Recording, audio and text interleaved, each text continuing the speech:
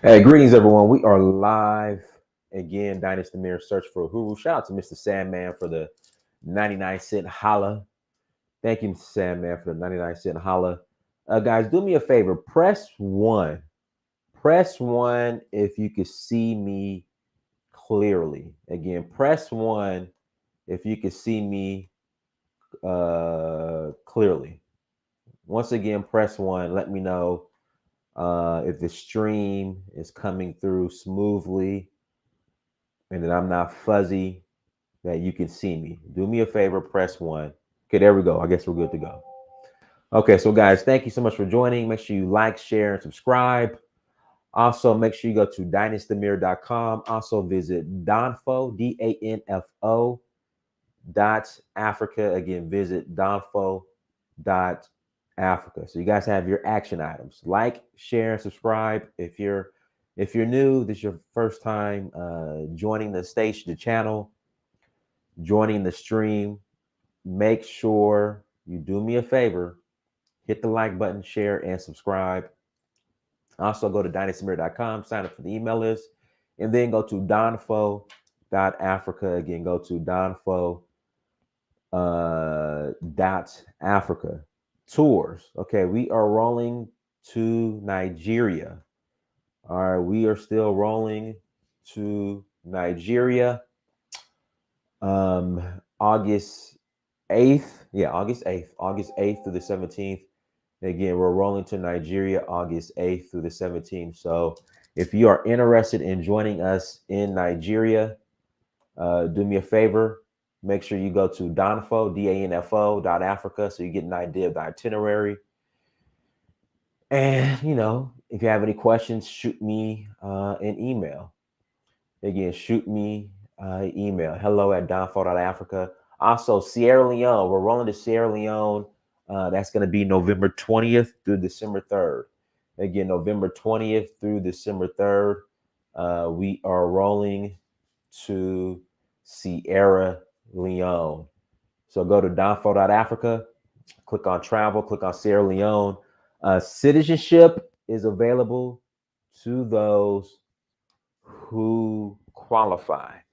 Again, citizenship is available to those who qualify. First step, all right, for Sierra Leone, you have to have a DNA test. Again, you have to have a DNA test. Montgomery, Alabama for both places, bro. I don't understand. You have to have a DNA test, the results from African ancestry. Again, from African ancestry, which link you back, your results, which link you back to Sierra Leone. Okay. That's the first step. That is the first step. And for the most part, if you have that, you should be good. Don't hold me to it. I just help facilitate. I am not the decision maker at the end. Again, I just have my role as a tour operator is to facilitate. So if you have your DNA results from African ancestry, and if they link you back to Sierra Leone, you are eligible for citizenship. Hit me up. Let's discuss it, and we'll go from there. So again, please visit Donfo, DANFO .Africa. Again, Donfo, DANFO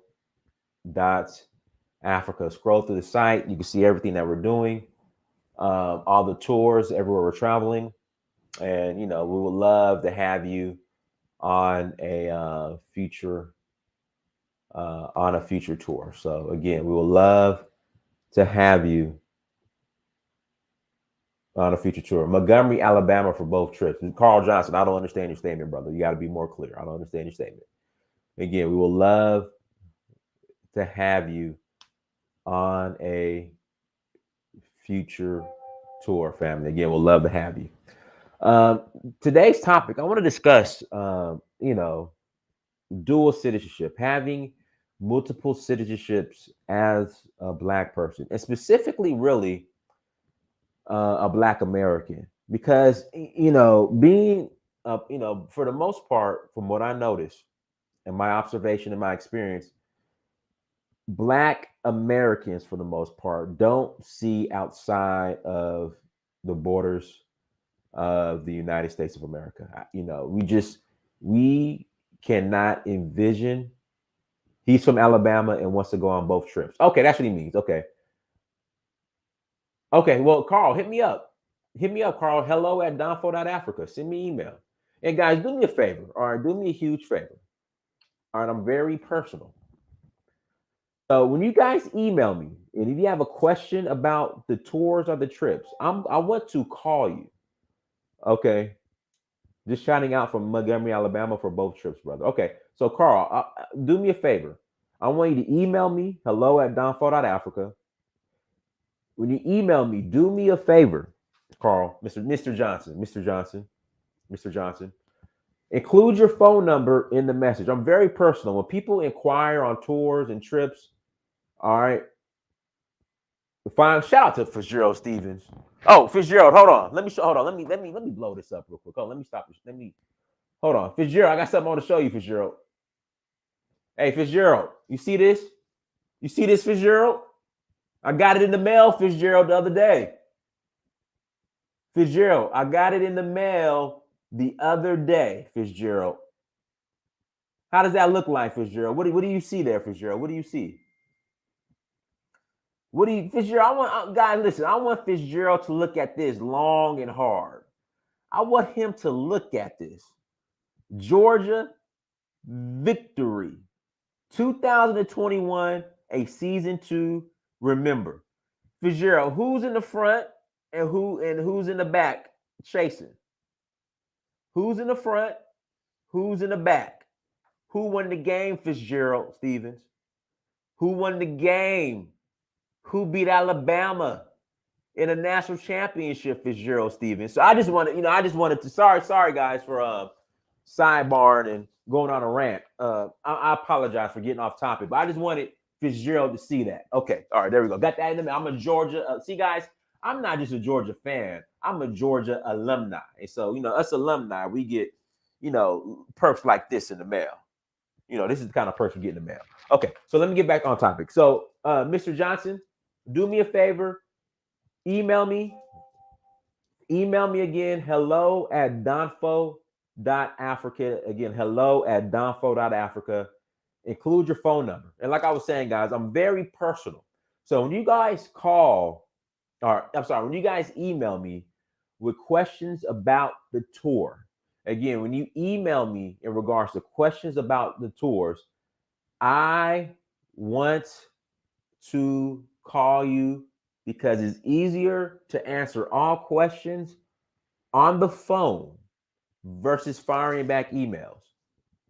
That will maximize our time together. So just when you email me, guys, about the tours, just include your phone number automatically. And trust me, I will call you back. Also,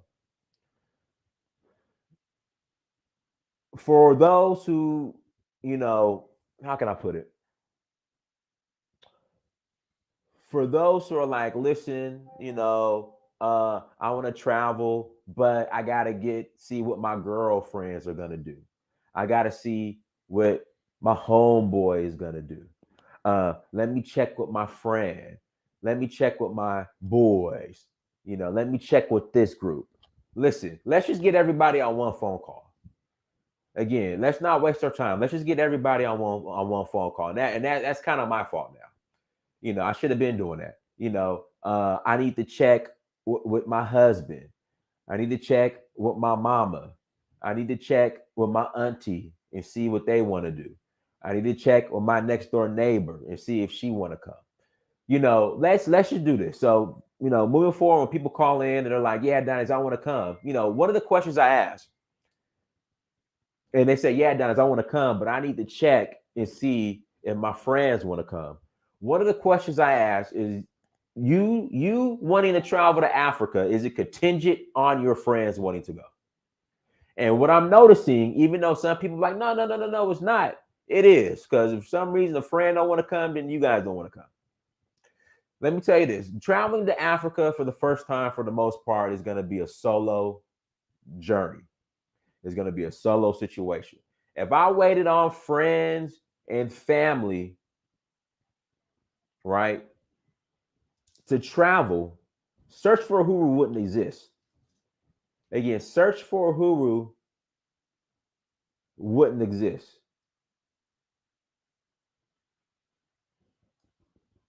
Like I said, it wouldn't exist. Like if me traveling to Africa was contingent on my homeboy, my homegirl, my cousin, my auntie, my mama, my papa. Like I would search for Uhuru would not exist. So you guys have to understand. Look, the first time more than likely is going to be a lonely journey. You got to come by yourself. But we have group tours where you can make friends on these trips. Again, you can make friends and meet people on these trips. We all meet, turn this off. We all meet at the airport in JFK, usually JFK. We all meet, we sit down, we meet each other for the first time. We fellowship, we break bread, and then we hop on the plane and we go. Then we come back. Everybody has made it home safely in one piece. It's okay. You'll be all right. And that's what I'm saying. If you are serious about traveling to Africa, okay, you traveling is not, it can't be contingent on other people. It can't. Either you come in or you not. Either you come in. I'm gonna do another show on that. Either you come in. I'm gonna do another show on that. I'll probably do a show on that tomorrow. Let me take some notes.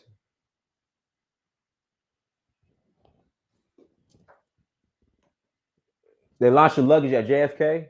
Hey man, welcome to the family. It happens. I've got my luggage lost too before, and I got it back like in a week. It's just it happens, man. I'm sorry, brother. I'm sorry. They lost your luggage. Did they find it? Did you get it back yet? I mean, it's just you know.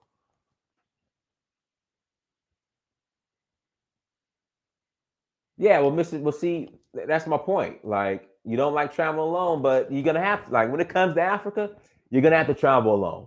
Like, you're gonna have to. It's what it is. You're gonna have to travel alone.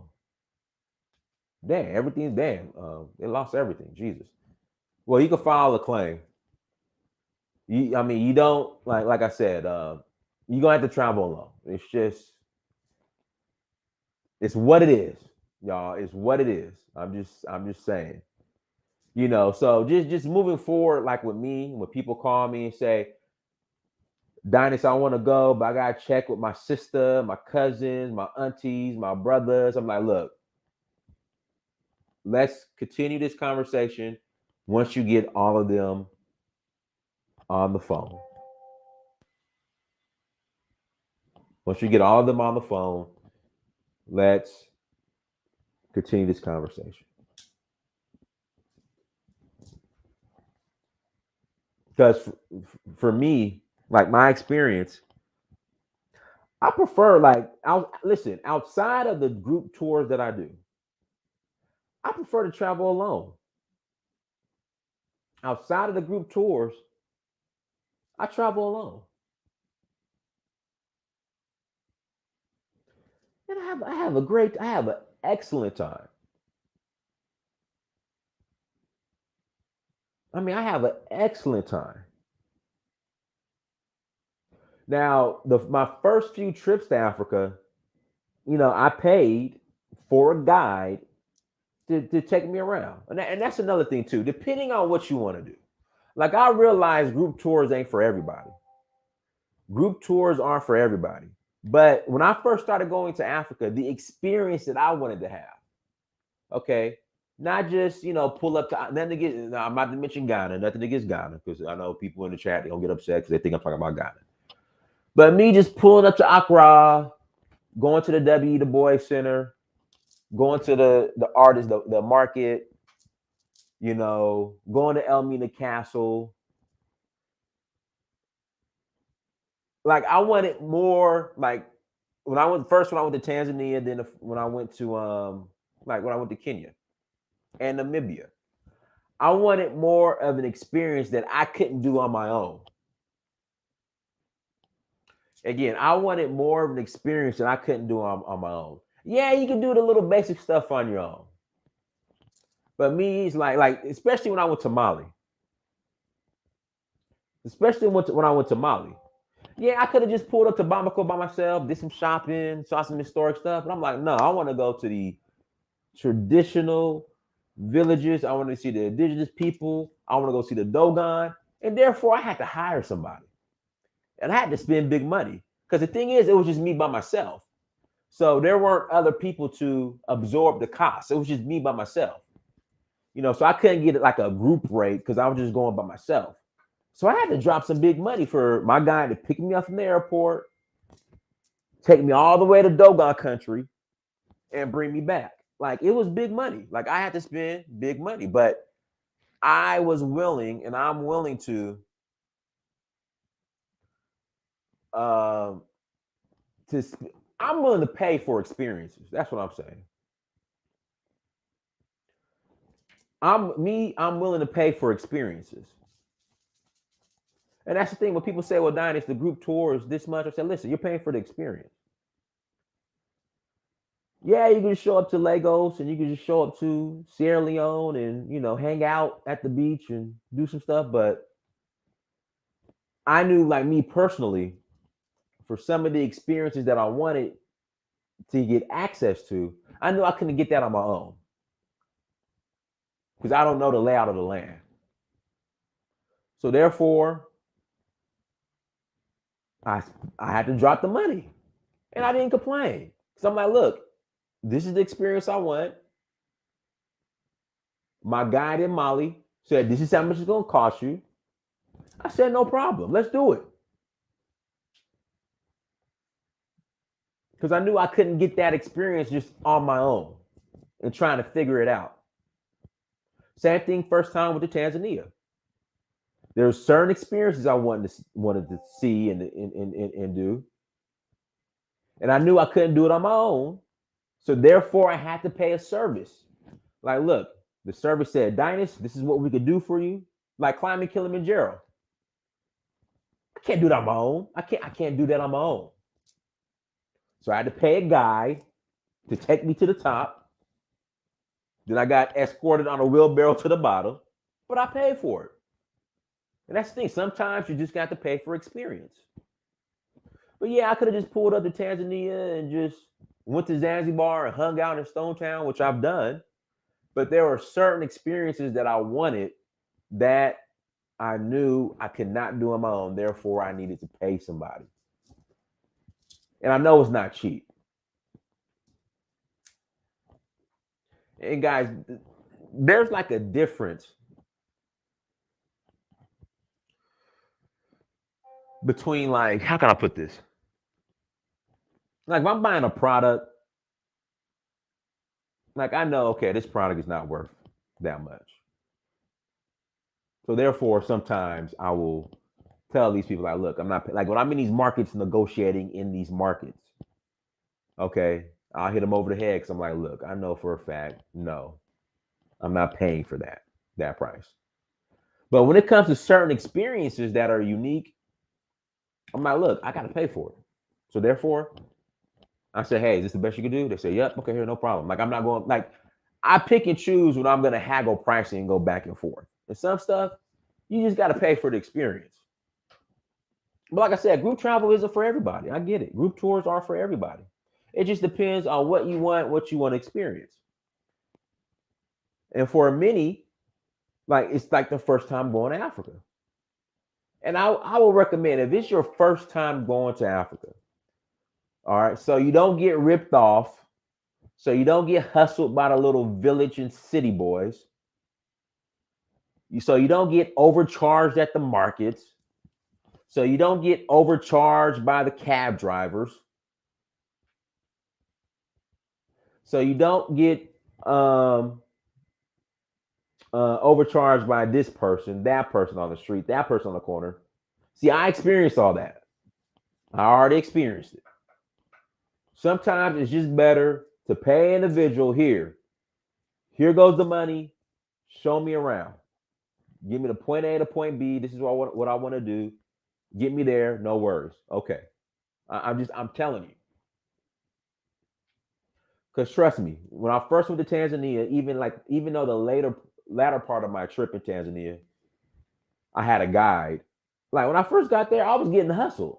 Like I remember I was in Dar es Salaam, just paying for stuff, and then I'll go tell people like, "Yeah, I bought this for this amount," and they'll look at me like, "God, he hit you over the head. You paid way too much." And that happened like all the way through Zanzibar, from Dar es Salaam to Zanzibar. I was getting hit over the head. Then finally, I was like, "Look, I paid a guy, big bread, said, listen, this is what I want to do." And he took me around, negotiated everything, taught me the lay of the land, and then I was good. Moving forward. Guys, hit that like button, share, and subscribe. Okay, I know I was off topic a little bit, but now we're going to talk about dual citizenship. Now I want to talk about dual citizenship, okay? And we're really, just for some reason, especially when it comes to Black Americans, a lot of us we can't see ourselves. We can't imagine, even though we complain, the Black American complains the most about America. Even though we complain the most, for some reason, we still cannot see ourselves outside of the borders of America. A lot of us just can't do it. And so when it comes to getting to like becoming a dual citizen, having, multiple passports, like the most misinformation, the most misinformation that I see online when it comes to having multiple citizenships is from Black Americans who complain about America, but then want to spook you about getting another passport. Let me repeat myself. The most misinformation that I see when it comes to dual citizenship online, on the internet, comes from Black Americans who complain the most about their situation in America, but put out the most misinformation about becoming a citizen of another country. It's wild. I've never seen anything like it. It's it's crazy. Here's one. If you get another passport, you got to renounce your U.S. citizenship. No, it's not true. No, it's not. I'm sorry. It's not true. Yeah, if you get another passport, you got to renounce. You got to renounce your U.S. citizenship. No, you don't. No, you don't. You don't. It's not true. Guys, it's not true. It's not true. Again, I look at this stuff. Like the people who put out the most misinformation on multiple citizenships is the Black American with one passport. Even if that Black American doesn't even a Black American that doesn't even have a passport. But it's the Black American with one passport who puts out the most fear and misinformation when it comes to having multiple passports. It is the weirdest thing I've ever seen or heard. Or they want to guilt you into getting another citizenship. Well, we sharecroppers. We the sharecroppers. My family sharecropped in Texas and Mississippi and Alabama and Louisiana. My great grandma was a sharecropper. See, you running. We were sharecroppers. And see, you get another passport, you running. You running. We was the sharecroppers. we was the sharecroppers. So you have like a segment of Black society who knows everything about having multiple passports, but might not even have one passport.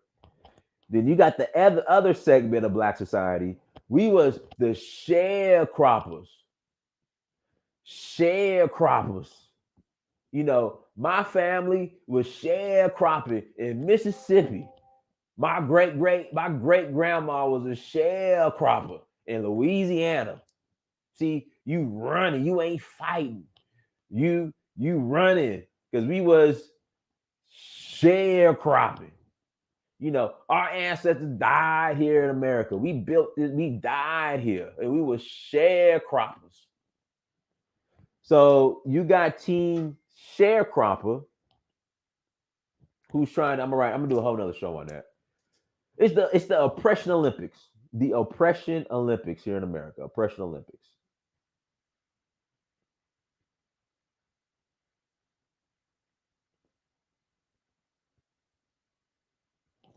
I don't even know what is a sharecropper. I don't even know. Guys, help me out. I hear sharecroppers. We were sharecroppers. I hear a lot of that. Is either our bones were buried here in America, and we were sharecroppers. Like what's a sharecropper? Like I gotta look that up. What is a sharecropper? I gotta look that up. Like I guess is yeah, as a farmer, but they work for free or work for the freedom or something like that. I don't know, but you know that I hear that too. You know, we were sharecroppers, and this is the reality, guys. And I know this is gonna piss a lot of people off what I'm about to say. All right, listen, I understand, I get, I understand. Hear me out. A tenant farmer who gives a part of each crop as rent. Okay, there we go. Thank you. Shout out to Rob Johnson in the chat room. So I get we were sharecroppers. I get that you know, we were sharecroppers, our bones are buried in America. I get it. Okay, I get it. But this is the reality, guys. And I'm gonna piss a lot of people off, but I've said this before. The majority of people, including black people, don't care anymore. They don't care. The only time black people use this sharecropping and this our bones are buried here in America is whenever they want to get involved or and play in the oppression Olympics. Like that's the only time. That's the only time. Was it Misery Enjoys Company? Whenever they just want to talk about misery, right? That's the only time they bring up this sharecropping. Like when it's about, listen, let's move forward, let's build, let's do this, let's do that, let's build international relationships. Here comes the sharecropping. Here comes the Tulsa, Oklahoma. Here comes we were slaves. And it's like, dude, look, I'm sorry, but we got to move forward. I'm not saying completely forget. I'm not saying you got to forgive, but we got to move forward. And it's just, we have this oppression, victim mentality in our community that is just like, listen, let's start building international relationships. Everybody on the globe, you know, they're focusing on building international relationships. Let's think outside of the borders of America. Let's see how we could build relationships. Let's see how we could build in other countries. Here comes, we were sharecroppers. We had Tulsa, Oklahoma. They're going to blow it up. And we were slaves. Here it comes. And it just gets annoying. Like, I get it. Okay. Listen, you're right. We were sharecroppers. But we still gotta move on. We still gotta build and move on and build a legacy. Well, we were sharecroppers. Okay, okay, all right. We were all right, all right, all right. Okay, share. All right, go share. Be share. Go be a sharecropper. Go be an eternal sharecropper. Just go be an eternal sharecropper. Just go be an eternal. Go sharecrop. Go sharecrop. Okay, all right. Or you run it. You run it. You ain't fighting back. Listen, if you guys notice, the last few times that I had FBA, ADOS, and guys, by definition, I'm FBA, ADOS by definition. But if you notice, the last time the past shows we did when we had FBA, ADOS, and now the freedmen on these panels on my show, and they start talking that running, you running, our land is here, you know, we go the government owes this, the government owes that. We were slaves, we were sharecroppers. We gonna fight back. We gonna take over politics. I've asked two questions. I've asked two questions to see if these people are serious. Question number one: how much money does the FBA, ADOS, Freeman lobby? How much money do they have to buy these politicians?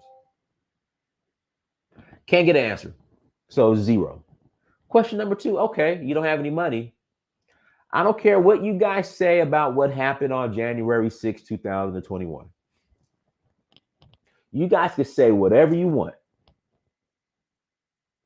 Them folks showed up to the Capitol building and bum rushed it because I don't care what you might not, whatever they believed in, whatever they had going on, they had it in them to show up, risk their lives, and bum rush the Capitol building. Y'all ain't gonna do that. I'm sorry. You guys aren't gonna do it. You guys aren't bum rushing nothing. You have no money, and you're not gonna bum rush anything to get whatever I guess the government owes. Black folks here in America, you ain't got no money, and you ain't gonna bum rush nothing. So what you? I mean, the conversation is great. I mean, it's entertaining. When Brandon's on here cussing people out in college, yelling at people. I mean, it gets a little ratchet, but it makes for great entertainment. Okay, it makes for great entertainment. Like it's funny, like the jokes, like it's funny, but it's entertaining. That's all it is. It's straight entertainment. Because again, you're not gonna bum rush anybody. Like, listen, I'm gonna put the link in the chat room. Give me like 5-10 minutes. I'll put the link in the chat room so I can answer any questions, especially when it comes to dual citizenship. I mean, it's funny. The jokes are hilarious sometimes. But at the end of the day, if you ain't willing to bleed, or if you ain't got, $500 million, just, it's feel good, I guess.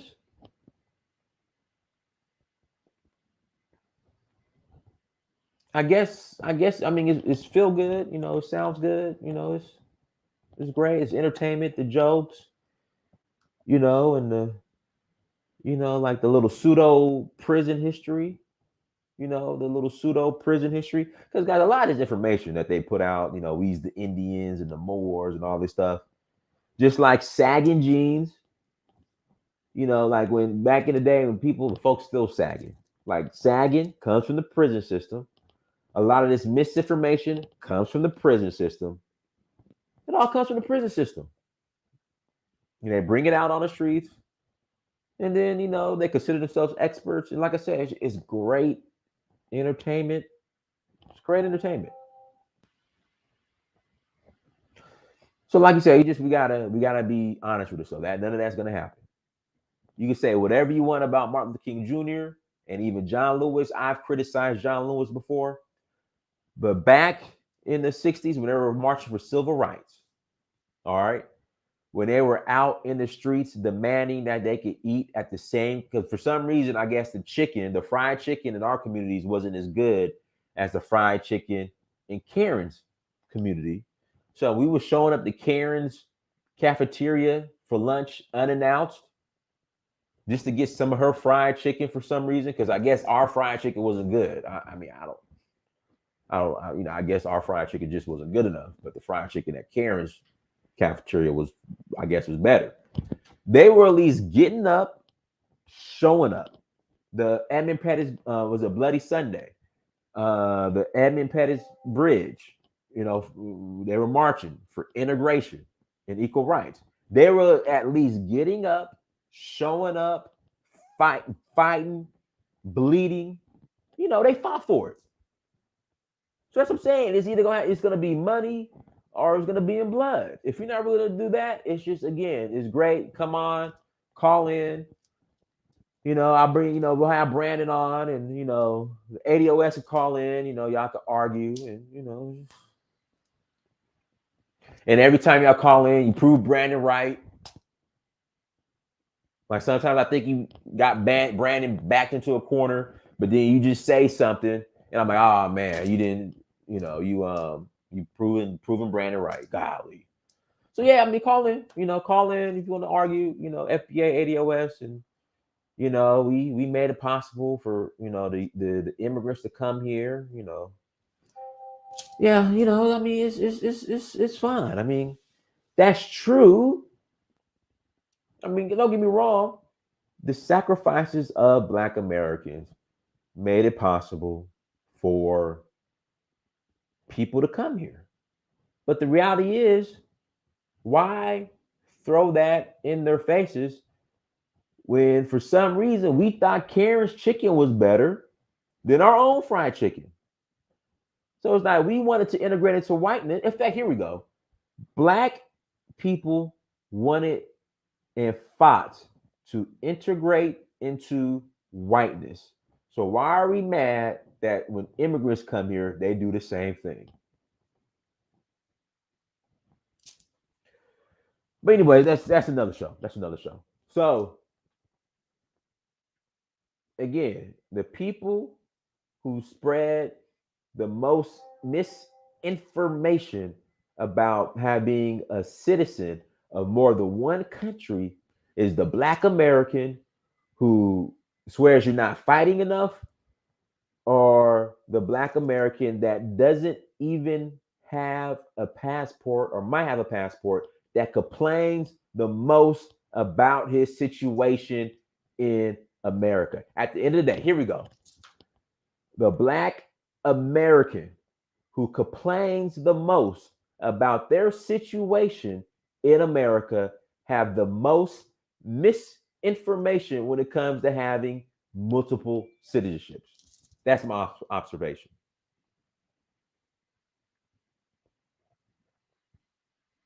So, I mean, what are the benefits of having multiple passports?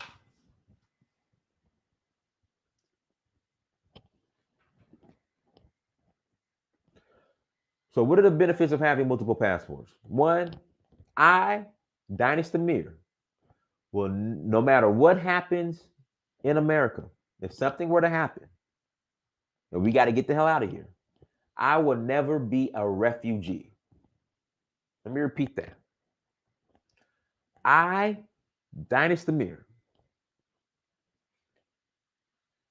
no matter what happens here in America, something happens in America, something happens, and we got to get the hell up out of here. Don't think it can't happen. Don't think it won't happen. I will never be a refugee. I'm just gonna go to my other home. Well, my other homes. I'm just gonna go to my other homes. That's what I'm gonna do. Something happens, I'm just gonna go to my other homes. I'm not panicking. I ain't gotta, go to another country, say I'm a refugee and do all this other stuff. I'm just gonna go to my other homes. Go to Nigeria, Sierra Leone. That's all I'm gonna do.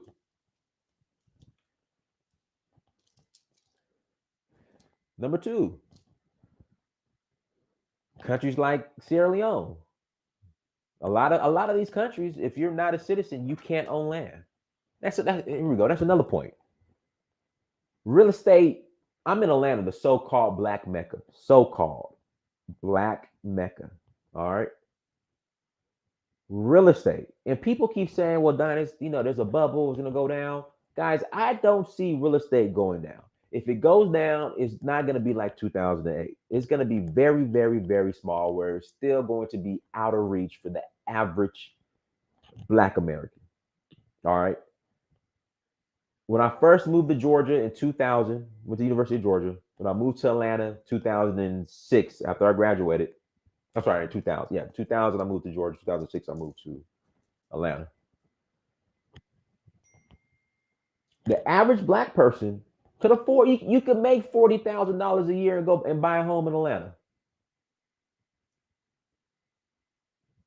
I mean, you can make $40,000 a year and buy a home and buy a nice home in Atlanta.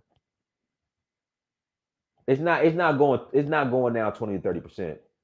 It's not. In fact, let's do this. He's been put a date on it or put a time range. Like between these dates, real estate is gonna go down 20 to 30% in pricing. It's not going down 20 to 30%. I'll give you 5%, 10 maybe. That's 10 is pushing it. It's not going down 20 to 30%. I can tell you right now, it's not going down 20 to 30%. I can tell you right now, that's not gonna happen. But anyways, I lost my train of thought. You can make $40,000 a year, and you can afford a nice home in Atlanta. Those days are over. I will say this: unless you don't have any college debt or any debt at all, you ain't paying no child support. You don't owe this college, this amount of money every month. This credit card debt, this car note.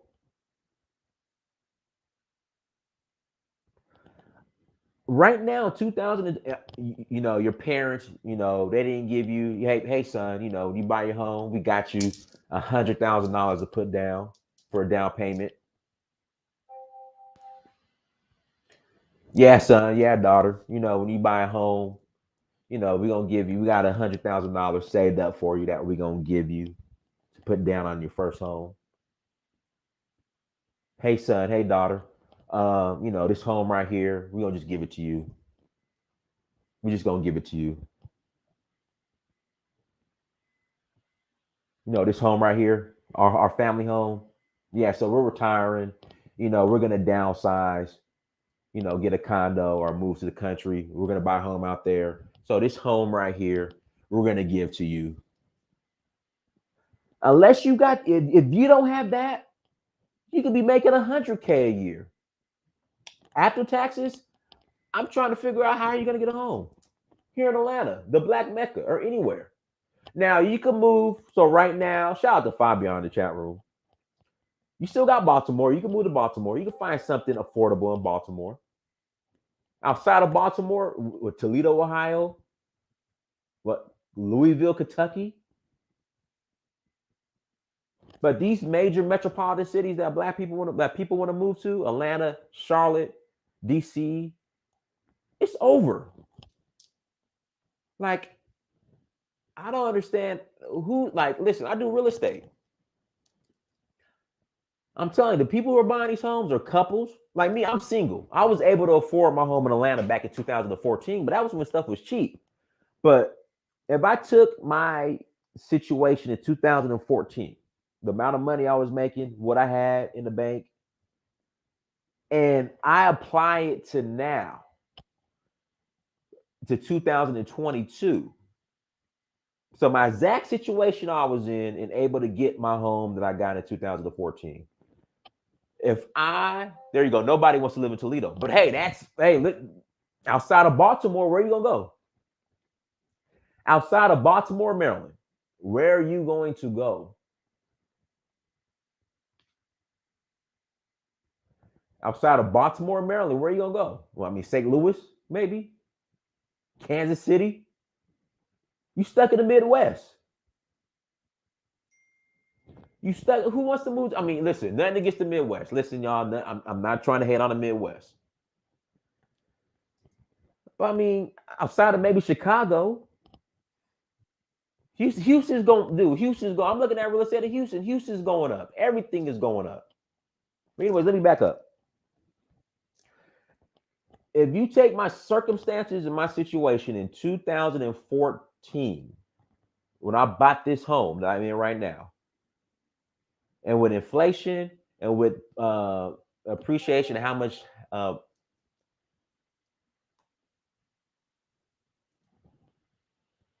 with my situation, I mean, what's changed in Atlanta? There we go. So if you take my situation in 2014, exactly in 2014, I was making good money. I was making good money. And you apply that to 2022, I don't know where I would live in Atlanta. I was making good money, corporate money. I was making very good money. I made six figures in corporate America. But I don't know where I would move to or what I could afford. I could probably afford like a little one bedroom condo. But damn, you get the one bedroom condo. That you get the decent here in Atlanta, you get the decent one bedroom condo. That's a box. You be like, okay, you see the price? Okay, the price is good. Okay. The damn HOA fees. the darn HOA fees alone. I'm talking about the HOA fees alone.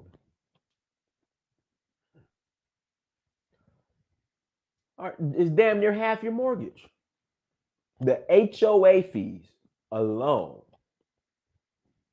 for something that's on the market that's affordable.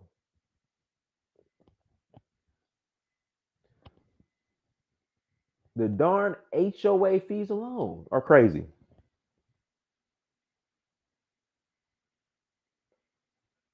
Where in Chicago are homes going for $65K for two bedroom, one bedroom, or $90K for three bedroom and two bath? Like where in Chicago? Put the listings in the chat room. People need to see that. Put the listings in the chat room.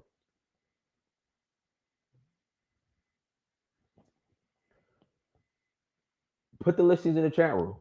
I'm 40 years old. Slow games. I'm 40. I just turned 40 in April. Put the listings in the chat room. A home that don't need to be fully tore down to the studs. They can't post links. Oh, okay, sorry. A home that can't be fully torn down to the studs. That doesn't need to be torn down to the studs. A bando, a trap house. You pull up to it. There's crackheads in there shooting up, free basing. So show me a home that's $60K in Chicago, two bedroom, one bath. That's not a bando. Trying to buy a house now in New Jersey, two family in okay neighborhood, are charging $500K. Right, I got you, bro. That's what I'm saying. Just again, a home that's not a complete bando that you can see through the house. Like literally, you can look and see through the house. I don't want that. I'm talking about something that's move-in ready. In Chicago, that's not. You need to hop on that. So that's another thing. You get another citizenship. A lot of countries, you could be a homeowner, own land, because a lot of them they don't. It's not like America where anybody can own. Some of these countries, you have to be a citizen to own. If not, it's a long-term lease. Again, it's a long-term lease. Easy. Email me at hello@donfo.africa. I'll put the listings up on it. I'll put them up when you send them. hello@downfall.africa. That's another thing. You're competing with BlackRock corporations. BlackRock. You got these corporations coming in. Houses listed for 450,000. We'll give you 500 cash. What's up? You're not gonna compete. You can't compete with that. You're not gonna compete with that. Corporation come in. Hold on. Let me get so many super chats. I think I missed some. Hold on 1 second. BlackRock. Here we go. Sorry if you covered this, but could you give me a guy and check the top 5 places for dual citizenship? So I would say this: it depends on your, because you have different programs. You have citizenship by investment, where I think right now the minimum, like a country like Turkey, it's like what, 300,000. You gotta buy a piece of property for $300,000. Then you got some of these Caribbean islands, even though they're in Hurricane Alley. I think like St. Kitts, you could do it, and it's like the same. It's like 300K. Or countries like Sierra Leone, you take a DNA test via African ancestry. Again, it has to be African ancestry. Results come back to Sierra Leone, you're eligible for citizenship. But the problem with Sierra Leone, if you're a tech guy, the grid isn't the best. So you definitely got to get a generator. That's not true, Free Nation. That's not true. But you have to get a generator, more than likely, for your fast Wi-Fi. So it just depends what you're doing in tech.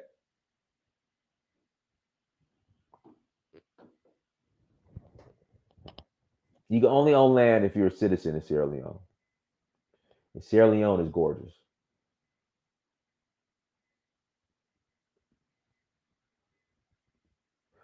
Dude, I had a white coworker, still single. He has lived in a condo for 20 years. I was in food service at a hospital. He is not a manager or have a degree. The racial wealth gap is real. No, you know what? See, this is another thing too. I'm gonna stop blaming this racial wealth gap stuff. A lot of that is that black people in America have fumbled the ball and fumbled the bag. What do you mean by that, Dynas? A simple life insurance policy. Again, a simple life insurance policy will change that. So grandma passes away, no life insurance policy. Mama passes away, no life insurance policy. But then you want to blame the racial wealth gap. You want to be upset about the racial wealth gap. But grandma, grandpa, mama, papa, no life insurance policy.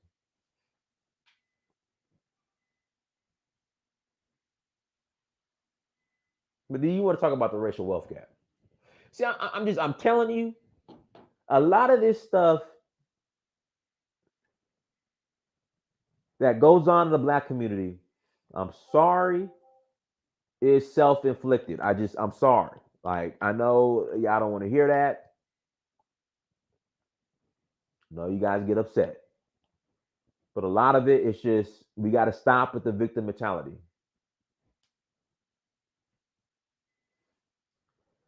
We got to stop with this. A lot of it is self-inflicted. Mama, grandma, life insurance policy. That would change that overnight.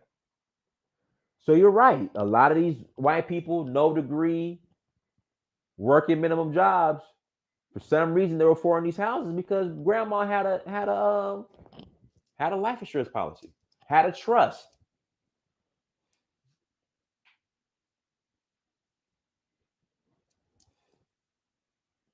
I mean, that's just what it is.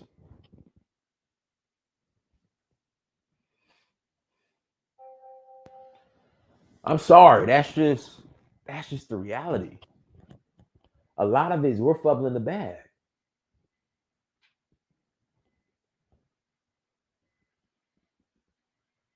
Get a life insurance policy. Change like that. Just a life insurance policy.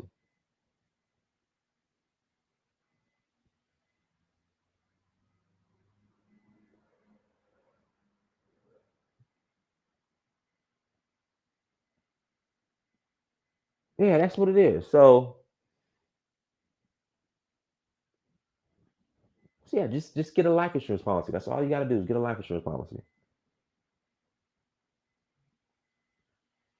That's all you got to do. Life insurance policy. So, guys, I'm gonna put the link in the chat room. Also, travel. You have another passport. It opens up doors to travel. Where this country, you have a U.S. passport, you might need a visa. This other country, with your other passport, you won't need a visa.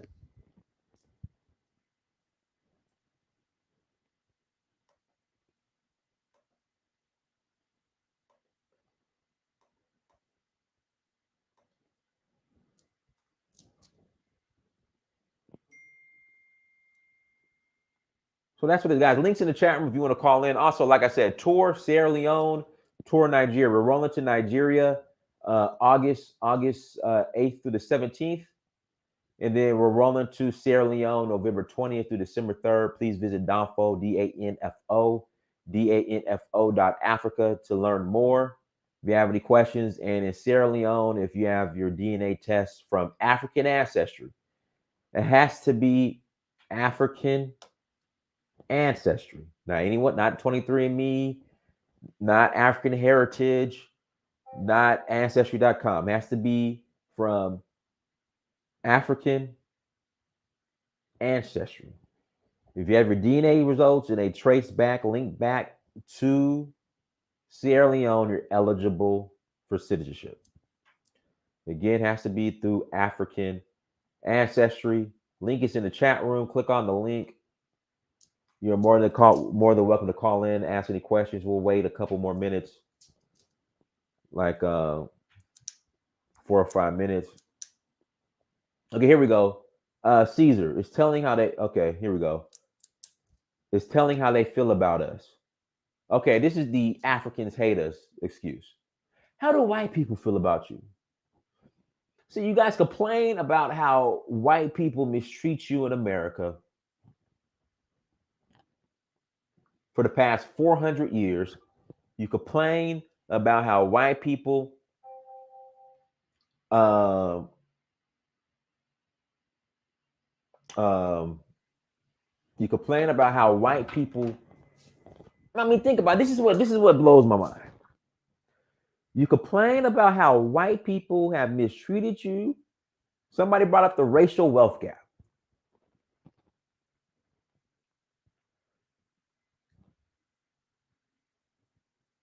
94 crime bill. So you complain sharecropping. So you complain about how white people mistreat you, but you don't want to separate from them. But you don't want to go around any Africans because you heard that you're a friend of a friend of a friend of a friend. You heard that they were called a kata by African. Again, you complain about redlining. We was redlining out the community. We couldn't get a bank account. Bank account. They wouldn't give it a food desert. Food desert. They wouldn't put any grocery stores in our community. No grocery stores. Food desert. I mean, so you, food desert. Redlining, gentrification. It's a new term every other month. It's a new term. So you complain about how white people mistreat you in America, and you will not separate from them. But then you heard that a friend of a friend of a friend was called a kata by African. All of a sudden, no, all bets are off now. We can't. No Africa. All bets are off. Hold on, here we go. We got to delete all the line. Hi. Hey, Delina, how you doing? You finding yourself?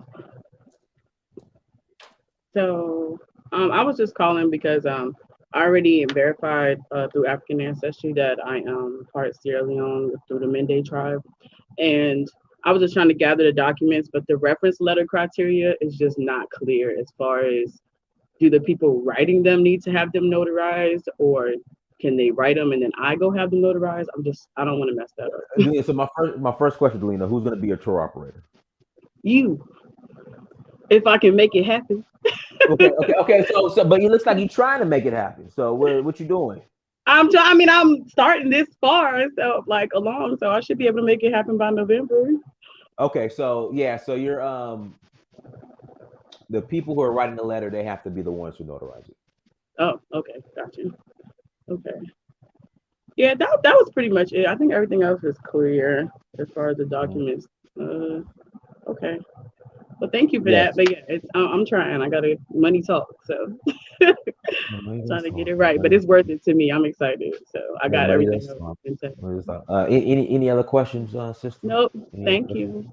You I will sure? keep watching the live for now. Yeah, Okay. All right, no problem. thank you. Bye. All right, bye bye. Okay.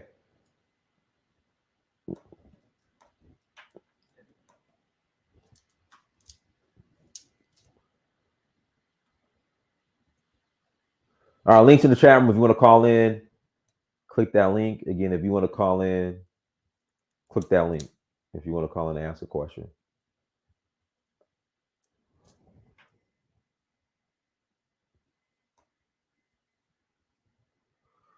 All right, we don't have any other callers. We got a super chat here. Here we go.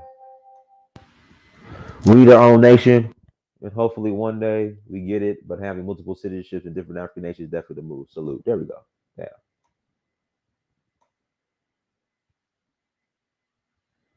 We can't force Pine to come to.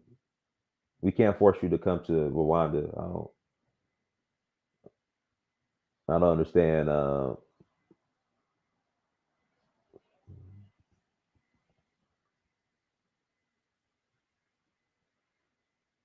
Yeah, I don't understand that question. So, but anyways, guys, listen. Thank you for joining. Like, share, subscribe. Until next time, family. Dynasty Mirror Search for Huru. Peace.